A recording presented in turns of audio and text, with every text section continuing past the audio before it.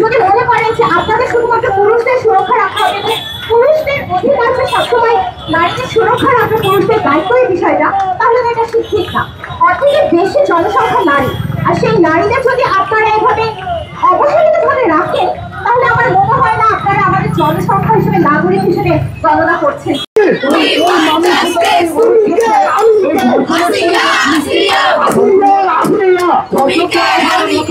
অনুরোধ করছি, তোমরা ইসলামিক আইন অনুশীলন করো, কম্পারেটিভ আইন অনুসরণ করো, অধ্যয়ন করো এবং তোমরা রিকমেন্ড করো।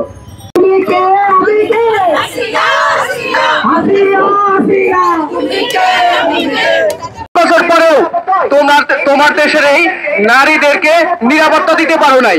আমাদের শুধু এই দর্শকদের বিচার করলে কি হবে? যে সিস্টেম, যে এই দেশ, যে সমাজ প্রতিনিয়ত দর্শকদের জন্ম দিচ্ছে, সেই সিস্টেমকে ধ্বংস না করা পর্যন্ত এই দর্শকের জন্মতেই থাকবে, দর্শকরা সৃষ্টি হতেই থাকবে, তারা দর্শন করতেই থাকবে এবং আমাদেরকে প্রতিনিয়ত এভাবে এসে দাঁড়িয়ে প্রতিবাদ করতে হবে।